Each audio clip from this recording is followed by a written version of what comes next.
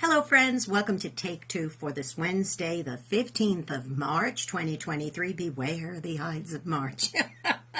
And I'm Jeannie, and I am so glad you've decided to come along for the ride on this hump day. Well, I continue my series on sacrifice. The reason why I'm doing this series for the last couple of weeks has been because I believe that this is a time of the season where we reflect on the greatest sacrifice of all mankind, of course, the Easter season. But there have been many throughout history, some on a big level, some on a small level, some on a quiet level, some on a everybody found out about it level, but they've sacrificed. And I thought it would be good to focus on and celebrate these sacrifices that some of these people have made and how it impacted us in history. So today I continue with part 3 of my series, and I am saluting 3 people, and they were called the Chernobyl 3. Here's their picture right here. You could see. And you could see the big nuclear reactor behind them. Do you remember what happened in 1986, April 26th of 1986 to be precise? That was when one of the nuclear reactors at the Chernobyl nuclear plant exploded.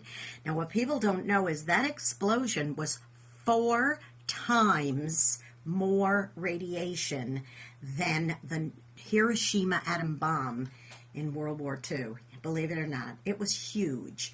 And that damage from that disaster has been considerably the worst of all time.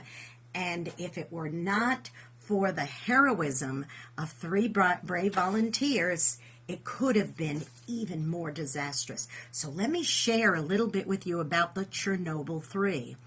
A few days after the disaster, scientists discovered that the molten nuclear material that was produced would actually melt through the concrete reactor flooring. Consequently, it would seep into the pools of water below. And this would cause a radiation-contaminated steam explosion, and it would destroy the nuclear plant as well as the 3 other reactors. It would cause irreparable damage to the entire world. So, to prevent that nuclear fallout, 20 million liters, which is about 5 million gallons of water, needed to be drained.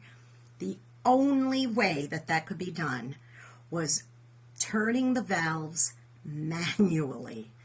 So, senior engineer, I'm going to call them by name. Please forgive me if I don't do very well with the pronunciations. Valery Bespalov, mechanical engineer Alexei Ananiko, and shift supervisor Boris Baranov volunteered to undertake this mission. Others said it would be suicide, but they went ahead and said, we want to do this. Now, although it would improve the fate of millions of people, they said, let us in. We volunteered to do it. Now, as some of the water was drained prior to the mission, the 3 men entered in wetsuits and with radioactive water reaching all the way up to their knees, and they successfully, sacrificially shut down all those valves. Can you imagine? Thankfully, the 3 men even survived the mission. It was a great sacrifice, but they knew this could be life and death for them, but they did it anyway. Now, 2 of those men still are alive today, and they are still working in the nuclear industry, but Boris Baranov passed away of a heart attack in 2005, but he continued to live another 39 years after that mission. That is true sacrifice, boys and girls. Real, true sacrifice. And I salute the Chernobyl 3 for that act of sacrifice for all of mankind. It would have affected the whole world. Now listen, like these 3, go out and be a blessing to somebody today. You may end up being the only one who is. And of course, you may not be able to do a task like this, but you can do an act of kindness, a random act of kindness. I encourage you to go encourage somebody else, okay? Now listen, also don't forget, please encourage me by subscribing to this YouTube channel if you haven't done so already. Jeanne Sigler, Jeannesigler. Hit the subscribe button, that notification bell. You will be notified the next time another Take Two is posted. And also, don't forget, great music, great programming through the eyes of a New York woman. That's my show. You can tune in on ultimateoldiesradio.com every Saturday at 9 Eastern, 8 Central AM and PM for some great show. I always like to do a new show every week, something fun and special.